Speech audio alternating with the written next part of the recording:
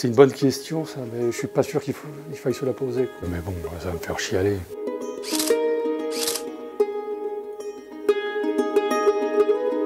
Quand j'écris un roman, je suis dedans d'une façon permanente. C'est-à-dire, je ne le quitte pas. Ce sont des séances un peu furtives, fugaces, comme ça, à tout moment, imprévisibles.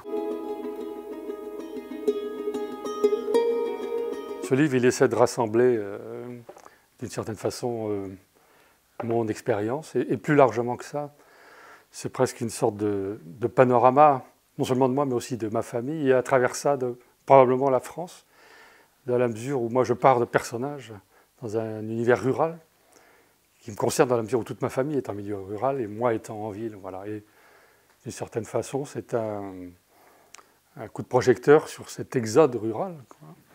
Et souvent, on suit ceux qui sont partis. Et on ne reste pas toujours du côté de ceux qui sont restés à la terre, qui sont restés à la ferme, et qui sont restés avant tout dans la nature.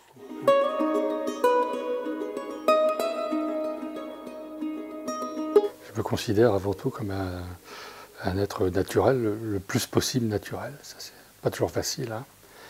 Et une sorte de brique de ce grand ensemble-là. La nature, elle n'est pas ailleurs, elle est là très palpable. On est dedans en permanence.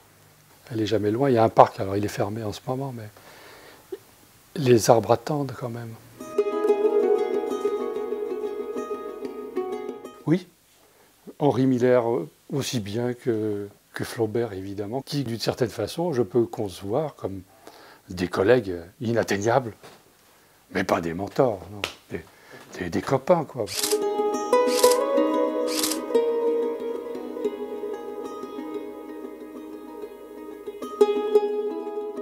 Dans cette famille, il y a un garçon et 3 sœurs. Les sœurs ne rêvent que d'une chose, c'est partir, c'est-à-dire aller d'une certaine façon vers le monde, en tout cas au-delà. Elles sont un peu allégoriques d'une forme de mondialisation. Cette mondialisation qui va rattraper Alexandre lui-même et ses parents à la ferme, dans la mesure où ils commencent d'abord ils sont des éleveurs, hein, de bovins, de vaches à viande. Donc petit à petit, ils commencent à travailler avec les premiers hypermarchés qui se mettent en place, hein, dans les années 70. C'est le mammouth à l'époque, qui n'existe plus. Mais enfin bon, mammouth d'ailleurs, ça disait tout, quoi, même dans l'appellation. C'est quelque chose d'écrasant comme ça, qui s'était posé à Cahors et qui d'une certaine façon aspirait un peu toutes les forces de vente. Et alors ça remettait en cause mon personnage et son mode de travail. D'ailleurs, on leur propose, y compris dans l'élevage, de faire venir des vaches venues d'ailleurs, des vaches laitières qu'on finit, qu'on fait engraisser, hein, pour faire de la viande. Mais faire venir des vaches d'ailleurs, d'une certaine façon, ce n'est pas possible. En tout cas, pour eux, ce n'est pas envisageable. Mais pourtant, s'ils ne veulent pas rater ces opportunités de marché avec l'hypermarché, il faut qu'ils y aillent, quoi. Donc à partir de là, ça suppose des mises aux normes, des mises en quarantaine, parce que les animaux, quand on les prend, qu'on les fait venir dans un troupeau, il faut une mise en quarantaine. Sinon, c'est ce que dit le père d'Alexandre à un moment, les animaux, c'est comme les hommes, c'est pas fait pour voyager, quoi. Il faut que ça se pose là, sinon, il y a des problèmes.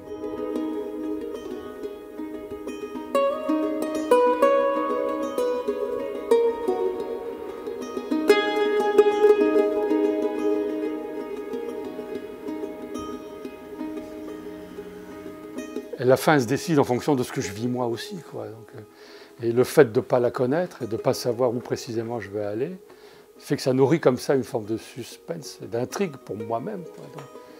Donc vraiment, le jour de la rédaction du dernier chapitre, je ne sais pas ce qui va se passer. Et parfois, je peux faire durer, je repousse comme ça cette échéance jusqu'à la trouver, quoi. Très probablement, c'est la première fois qu'Alexandre s'est retrouvé seul à la ferme, il me semble. Sans plus personne autour. Et j'ai rajouté à un moment, sans plus de bruit de bête ni de personne.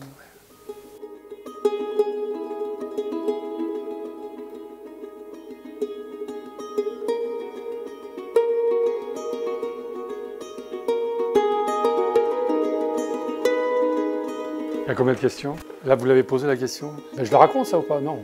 C'est marrant, ce jeu.